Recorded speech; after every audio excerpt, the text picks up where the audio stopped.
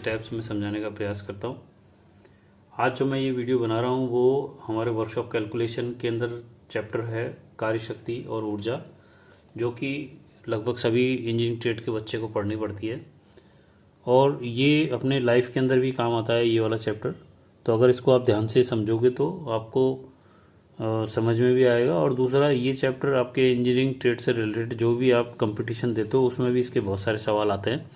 तो अगर आपको इस चैप्टर के फंडामेंटल क्लियर हो जाएंगे तो आप किसी भी सवाल को अच्छी तरह से कर सकोगे, समझ सकोगे और कोई भी कंपटीशन आप दोगे आगे जाके, मेट्रो के, रेलवे के, पीडब्ल्यूडी, पीएचडी, कोई से भी देते हो आप गवर्नमेंट डिपार्टमेंट के एग्ज़ाम, तो वहाँ पे आपके इस चैप्टर में से क्वेश्चन आते ही आते हैं।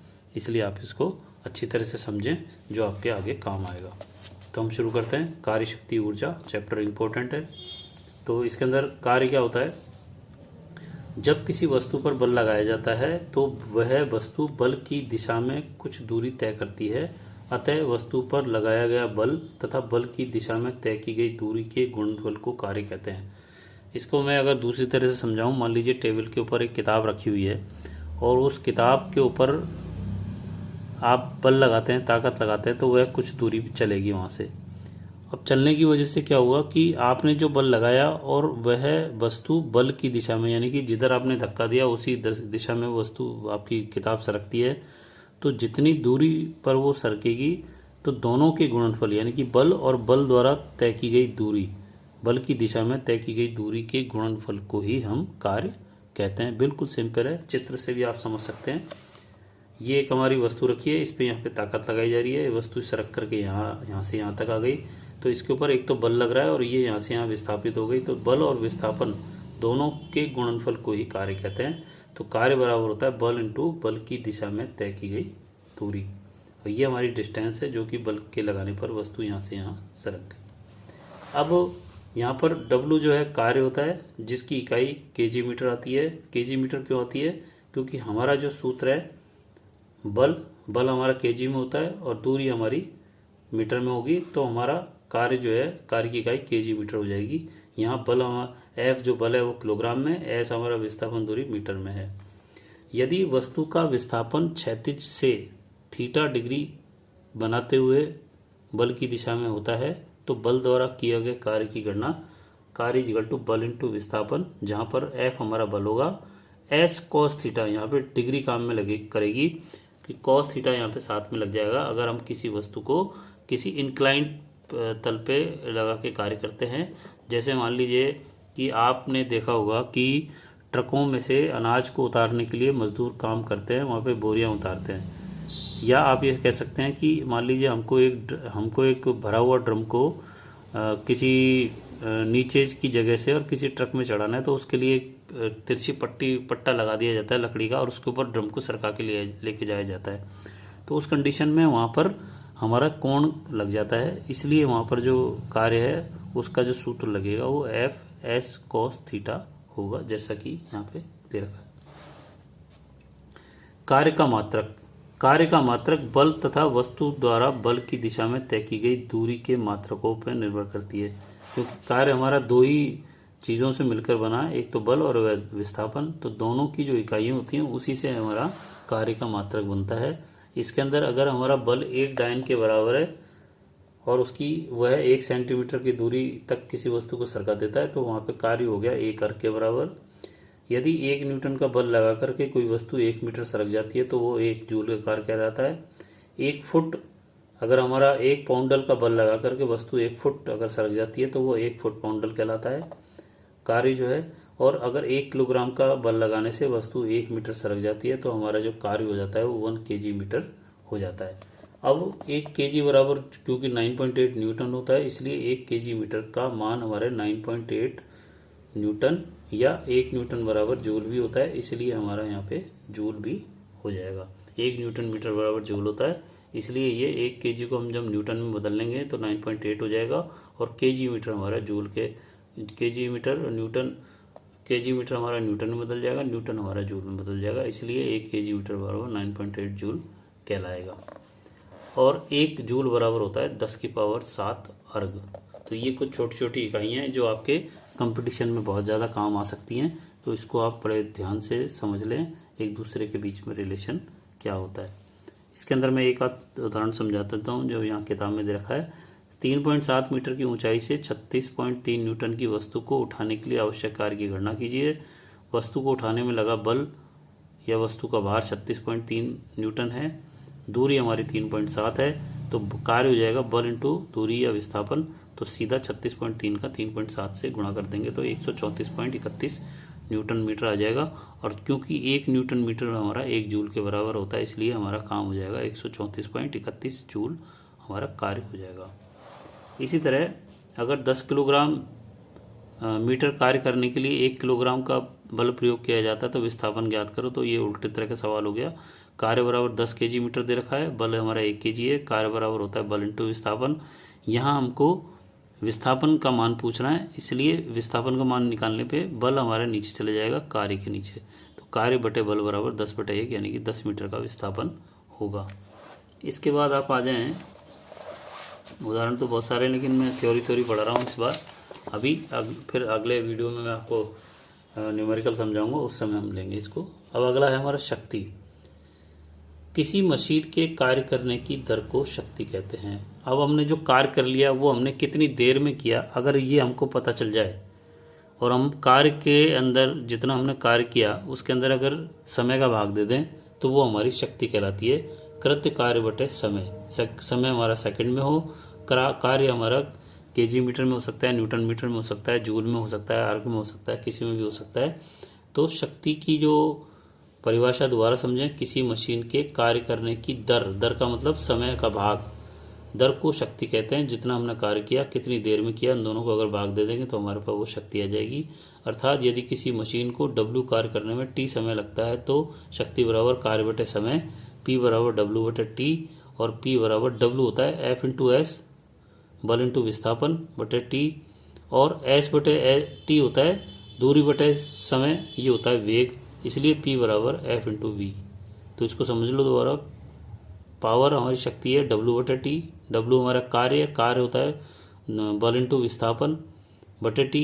अब अगर विस्थापन में समय का भाग देंगे तो वेग कहलाएगा, इसलिए पावर हमारी हो जाएगी बल इंटू वेग, P equal to F into v. तो इसको एक दूसरे को अच्छी तरह समझ लें आप, ये बहुत ज़्यादा काम में आता है। इसके बाद अगला है शक्ति की इकाइयाँ, यूनिट्स ऑफ पावर। MKS प्रणाली में शक्ति की इकाई, इस पद्धति में शक्ति की इकाई वाट होती है। 1 सेकंड में 1 जूल कार्य करने में उत्पन्न शक्ति को 1 वाट कहते हैं। यानी कोई व्यक्ति अगर 1 सेकंड में 1 जूल कार्य कर देता है तो 1 वाट के बराबर के काम कर लेता है। यानी कि 1 वाट बराबर 1 जूल बटे 1 सेकंड, 1 किलो वाट बराबर 1000 वाट होता है, 1 मेगावाट बराबर 10 की पावर 6 वाट होते हैं। अब आता है वाट की CGS प्रणाली में इकाई शक्ति की।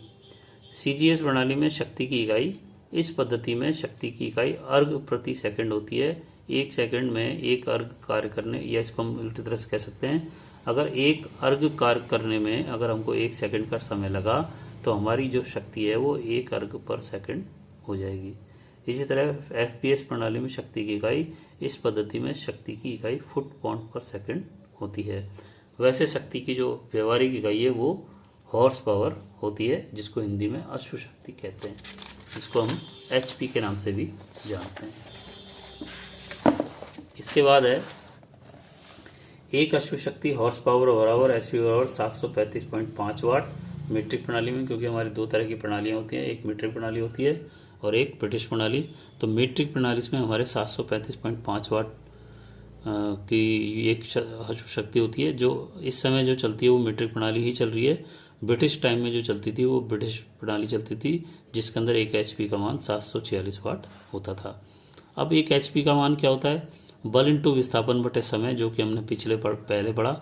बल हमारा केजी में हो, विस्थापन हमारा मीटर में हो, समय हमारा सेकंड में हो, उसमें अगर 75 का भाग दे दे तो वो 1 HP के बराबर हो जाएगा। इसी तरह अगर बल आपका केजी में है, विस्थापन हमारा मीटर में है, समय हमारा अगर मिनट में आ गया तो 75 के अंदर 60 का गुणा करेंगे तो ये 4500 आ जाएगा। इसके बाद अगर हम ब्रिटिश प्रणाली में देखें तो बल अगर हमारा पाउंड में हो, विस्थापन हमारा फुट में हो, समय हमारा सेकंड में हो और 550 का भाग दे दो तो 1 HP निकल आएगी। इसी तरह अगर बल हमारा पाउंड में, विस्थापन हमारा फुट में, समय हमारा मिनट में, तो हमारा 33,000 से यहाँ पे 7 में गुणा करना पड़ेगा, तब हमारा HP निकलेगा। तो सिंपल, मैंने बिल्कुल सिंपल कर दिया है। बल हमारा किलोग्राम में लो, विस्थापन को मीटर में लो, समय को सेकंड में लो और 75 का भाग दे दो, हमारी HP निकल जाएगी। इसी तरह अगर हमारा सेकंड की जगह मिनट आ जाए तो यहाँ 4500 का भाग हो जाएगा। और BHP ब्रिटिश प्रणाली के अंदर बल को पाउंड में लो, विस्थापन को फुट में लो, समय को सेकंड में लो और 550 का भाग दे दो, तो HP की वैल्यू निकल जाएगी। इसी तरह अगर यहाँ पे सेकंड की जगह समय हमारा मिनट में आ जाए तो हमको 33,000 का भाग देना है, उससे हमारा एक HP की वैल्यू ब्रिटिश प्रणाली में निकल जाएगी। ये सिंपल, सबसे सिंपल तरीका है। इस चीज़ को आप याद रखोगे तो आप कभी भी मात नहीं खाओगे। इसके बाद है इंजन की शक्ति। इंजन में निम्न अश्व शक्ति काम में आती है। पहली होती है प्रगटित अश्व शक्ति, इंडिकेटेड हॉर्स पावर, IHP। 3 चीज हो गई, प्रगटित अश्व शक्ति, इंडिकेटेड हॉर्स पावर और इसी को IHP शॉर्ट फॉर्म में लिखते हैं। किसी इंजन के सिलेंडर में या किसी मशीन में उत्पन्न की गई संपूर्ण शक्ति को प्रगटित अश्व शक्ति कहते हैं। इसका मतलब क्या है कि अगर हम कोई मोटरसाइकिल चला रहे हैं, उसके अंदर जो हमारे पेट्रोल जलने से जितनी भी शक्ति पैदा हुई वो हमारी IHP कहलाएगी। लेकिन जो हमारे को पेट्रोल के जलने से टोटल IHP मिलती है वो एक्चुअल में पूरी हमको मोटरसाइकिल में नहीं मिलती है, कुछ हमारे वहाँ लॉस हो जाते हैं। तो जो लॉस होने के बाद जो बचती है वो हमारी ब्रेक हॉर्स पावर शक्ति कहलाती है, जो कि अगली है। तो यहाँ पे प्रगटित अश्व शक्ति IHP जो मीट्रिक प्रणाली में अगर इसके हम वैल्यू निकालना चाहें, PLAN प्लान जो हमारे इंजीनियरिंग ड्राइंग में ऑर्थोग्राफिक में होता है प्लान, और साथ में K लगा दो तो ये हमारा सूत्र याद हो गया, PLAN K बटे 4500। जहाँ P हमारे को चाहिए दबाव, P का मतलब यहाँ पे औसत दबाव है, किलोग्राम प्रति वर्ग सेंटीमीटर में।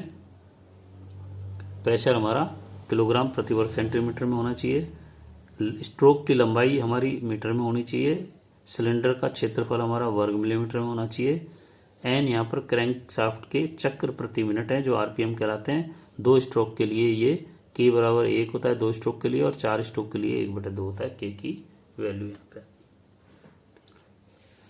इसके बाद है ब्रेक अश्व शक्ति, जिसको BHP के नाम से जानते हैं। ब्रेक अश्व शक्ति मशीन और इंजन सिलेंडर द्वारा पैदा की गई पूरी शक्ति उपयोगी कार्य के लिए उपलब्ध नहीं होती, क्योंकि कुछ शक्ति घर्षण के कारण व्यर्थ हो जाती है। इस प्रकार किसी इंजन की वास्तविक आउटपुट शक्ति ब्रेक हॉर्स पावर कहलाती है, और ये हमेशा IHP से कम होती है, क्योंकि कुछ उसमें लॉस हो जाते हैं। इसलिए ब्रेक हॉर्स पावर बराबर प्रगटित IHP माइनस हानियाँ, या ये कह सकते हैं कि IHP बराबर BHP प्लस क्षतियाँ। यानी कि IHP का मान जो है वो हमारे को जितनी मिली और जो लॉस हो गई उन दोनों के टोटल के बराबर है। इसको आप इस तरह से भी समझ सकते हैं कि मान लीजिए आपने एक केला खरीदा और केला खरीद के उसको उसको छील के आपने खाना खा लिया, तो उसके अंदर आपने जो छिलका फेंक दिया तो वो आपका वेस्ट हो गया। तो आपने अगर एक केला खरीदा, उसमें से छिलका फेंक दिया जो वेस्ट हो गया, तो एक्चुअल में आपको जो उसका गूदा मिला जो आपने उसको खाया वही आपके BHP हो गई, छिलका आपकी क्षतियाँ हो गई, और टोटल केला को आप IHP मान सकते हैं। उसके बाद है यांत्रिक दक्षता। ये मैकेनिकल एफिशिएंसी होती है। मैकेनिकल एफिशिएंसी की मतलब है कि मशीन को हमने कितनी एनर्जी दी और उसने हमको कितना काम करके दिया, उन दोनों का जो रेशो होता है। ब्रेक हॉर्स पावर तथा प्रगटित हॉर्स पावर के अनुपात को यांत्रिक शक्ति कहते हैं। सामान्यतः यांत्रिक शक्ति को प्रतिशत में व्यक्त किया जाता है। यांत्रिक दक्षता नीटा बराबर, इसको नीटा कहते हैं, प्रतिशत में आउटपुट बटा इनपुट गुणा 100। तो हमेशा किसी भी मैकेनिकल मशीन की दक्षता कभी भी 100% नहीं होती है, उसकी आउटपुट का मान इनपुट से हमेशा कम होता है, इसीलिए उसकी दक्षता जो है 100% से कम आती है। तो दक्षता बराबर BHP बटे IHP गुणा 100। इसके बाद है ऊर्जा। कार्य करने की क्षमता को ऊर्जा कहते हैं। इसकी इकाई कार्य की इकाई के समान ही होती है। व्यवहारिक रूप में ऊर्जा तो कई प्रकारों की होती है, जैसे यांत्रिक ऊर्जा, ऊष्मा ऊर्जा, विद्युत ऊर्जा, तापीय ऊर्जा, परमाणु ऊर्जा, प्रकाश ऊर्जा, चुंबकीय ऊर्जा, रासायनिक ऊर्जा, स्थितिज ऊर्जा, गतिज ऊर्जा इत्यादि। बहुत सारी तरह की ऊर्जाएं होती हैं। ऊर्जा न तो पैदा की जा सकती है और न ही नष्ट की जा सकती है। ऊर्जा को एक रूप से दूसरे रूप में रूपांतरित किया जा सकता है। यदि ऊर्जा एक रूप में अदृश्य हो जाती है तो दूसरे रूप में प्रकट हो जाती है। ये सिद्धांत ऊर्जा संरक्षण का सिद्धांत कहलाता है। जैसे आपने देखा होगा कि पानी को जब ऊपर से छोड़ा जाता है तो उसके अंदर एक गतिज ऊर्जा आ जाती है, और पानी को ऊपर चढ़ाने के लिए जो ऊर्जा दी जाती है, घरों में आपने देखा होगा कि पानी जो आता है नलों में, तो टंकियों में पानी भर रहा जाता है। पानी जब टंकियों में भरा जाता है तो टंकी की हाइट होने की वजह से वहाँ पर उस पानी के अंदर ताकत आ जाती है, शक्ति आ जाती है। इसी वजह से जैसे ही उसका वाल्व खोल जाता है पाइपों का, तो ऑटोमेटिक आपके नलों में पानी आने लग जाता है। लेकिन पानी को टंकी में भरने के लिए हमें ऊर्जा खर्च करनी पड़ती है, यानी कि ऊर्जा खर्च करके हमने पानी को चढ़ाया और वो बिना खर्च किए वापस आपके घरों तक आ गया, यानी कि एक ऊर्जा हमने दूसरे ऊर्जा में परिवर्तित कर दी। ऊर्जा के प्रकार। ऊर्जा मुख्यतः दो प्रकार की होती है। गतिज ऊर्जा, किसी वस्तु में उसकी गति के कारण विद्यमान ऊर्जा गतिज ऊर्जा कहलाती है। जैसे बहता हुआ नल, चलती हुई हवा, दौड़ती हुई वाष्प, घूमता हुआ पहिया, गतिमान वाहन इत्यादि। इसका एक छोटा सा उदाहरण मैं आपको देता हूँ। आपने बचपन में कंचे खेले होंगे। कंचे खेलते समय जब आप एक गोटी से दूसरी गोटी को मारते हो तो जो गोटी आप अपने हाथों से फेंकते हो, उस हाथ से फेंकने की वजह से उसके अंदर एक गतिज ऊर्जा आ जाती है। जब वो दूसरी गोटी पे जाके टकराती है तो वो भी दोनों गोटियां बहुत दूर तक जाती हैं। यानी कि आपने जब हाथ से गोटी को फेंका उसके अंदर गतिज ऊर्जा आ गई, जब वह दूसरी गोटी से जाकर टकराई उसके टकराने से फिर उसमें गतिज ऊर्जा आ गई और वो आगे तक चली गई, तो ये हमारी गतिज ऊर्जा कहलाती है। दूसरा इसका उदाहरण है घूमता हुआ पहिया। आपने देखा होगा, फ्लाई व्हील के बारे में सुना होगा। जो आटा चक्की में जो मोटरें लगी होती हैं उसके अंदर साइड में फ्लाई व्हील लगा होता है। उस फ्लाई व्हील को जब एक बार घुमा दिया जाता है और फिर छोड़ दिया जाता है तो बहुत देर तक घूमता रहता है, क्योंकि उसके अंदर वो गतिज ऊर्जा पैदा हो जाती है। तीसरा उदाहरण है कि आपने कभी भी देखा होगा गर्मियों के दिनों में जब बहुत तेज हवा आंधी चलती है, अगर आप साइकिल अगर चला रहे हैं, मोटरसाइकिल चला रहे हैं और आपके पीछे से आपको हवा का प्रेशर मिल रहा है तो गाड़ी आपकी ऑटोमेटिक चलेगी।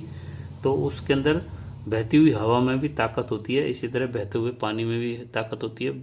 आपने बाढ़ का नज़रिया कहीं देखा हो तो उसके अंदर यही होता है कि बहता हुआ जो पानी होता है उसमें इतना प्रेशर होता है कि वो गाँव को कहाँ उजाड़ देते हैं, बड़ी बड़ी गाड़ियों को और पेड़ों को और घरों को तोड़ के आगे चला जाता है, क्योंकि उसके अंदर वो गतिज ऊर्जा पैदा हो जाती है। तो गतिज ऊर्जा का जो सूत्र है वो है गतिज ऊर्जा बराबर 1/2 द्रव्यमान इंटू वेग का स्क्वायर। काइनेटिक एनर्जी, गतिज ऊर्जा को काइनेटिक एनर्जी कहते हैं। के बराबर 1/2 mv²। और अगर जूल में निकालेंगे तो 1/2 mv² जी। जी गुरुत्वाकर्षण, जी का भाग दे देंगे तो ये kg मीटर जूल में कन्वर्ट हो जाएगी। m यहाँ पे वस्तु का द्रव्यमान किलोग्राम में, v वस्तु का वेग मीटर पर सेकंड में, जी गुरुत्वाकर्षण मीटर पर सेकंड स्क्वायर में। इसके बाद है स्थितिज ऊर्जा, पोटेंशियल एनर्जी। किसी वस्तु में उसकी स्थिति के कारण विद्यमान ऊर्जा स्थितिज ऊर्जा कहलाती है। जैसे भूतल से ऊंचाई पर रखी हुई वस्तु, ओवरहेड टैंक में पानी या दबाई हुई गैस, घड़ी में लिपटी हुई स्प्रिंग। तो आपने जो ये चारों उदाहरण देखे हैं इसके अंदर पानी की टंकी का उदाहरण आपको आपके गांव में, शहरों में मिलता है। पानी की टंकी में जब पानी भर दिया जाता है तो उसके अंदर एक स्थितिज ऊर्जा हो जाती है, क्योंकि वो हाइट के ऊपर पानी पहुंच जाता है और जैसे ही उसको छोड़ा जाता है तो उसके अंदर स्थितिज ऊर्जा पैदा होने की वजह से वो ऑटोमेटिक अपने घरों में आ जाता है। या अगर कहीं आपने बहुत बड़े बांध देखे हों जहाँ पे कि बिजली पैदा होती है, वहाँ पे भी पानी को बांध के काफ़ी ऊपर से गिराया जाता है, और ऊपर से गिराने पर जब वो टरबाइन के ब्लेडों पे पानी गिरता है तो टरबाइन ऑटोमेटिक घूमने लगता है और वहाँ पे वो बिजली पैदा करने का काम करता है।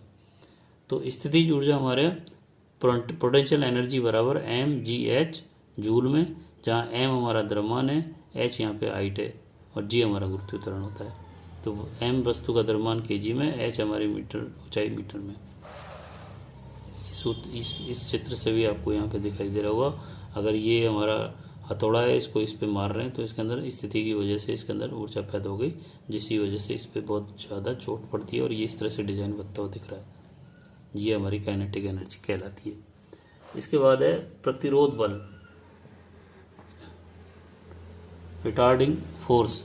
यदि कोई वस्तु गतिमान है और उसे रोकने के लिए बल F लगाया जाता है तो वह S दूरी जाकर रुकती है। यानी कि अगर कोई वस्तु गतिमान है और उसे रोकने के लिए कोई बल लगाया भी जा रहा है तो वह भी तब भी वह कुछ दूरी पर जाकर रुकती है, और बहुत ज़्यादा ताकत लगाओगे तब जाकर के वो वहीं रुकेगी।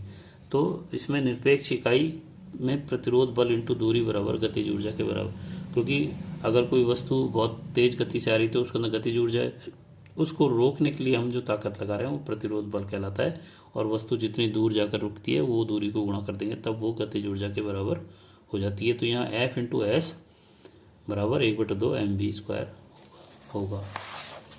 गुरुत्वीय इकाई ग्रेविटेशनल यूनिट F बराबर mv²/2gs। तो ये भी एक आप सूत्र याद कर सकते हैं। तो यहाँ ये आपका चैप्टर पूरा हो गया है, और वीडियो काफ़ी लंबा हो चुका है, तो मैं इसके न्यूमेरिकल उदाहरण जो है अगले वीडियो में समझाऊंगा। आपको अगर मेरे समझाने का तरीका अच्छा लगा तो आप मेरे वीडियो को लाइक करें, शेयर करें, और आप अगर पहली बार मेरे चैनल पर आए तो उसको सब्सक्राइब करें और बेल आइकन को क्लिक करें, जिससे कि आपको आने वाले मेरे नए नए वीडियो मेरे डालते ही आपको नोटिफिकेशन मिल जाएगा, जिससे कि आप उसको देख सको और ITI की पढ़ाई की अच्छी से तैयारी कर सको। धन्यवाद, नमस्कार, जय हिंद।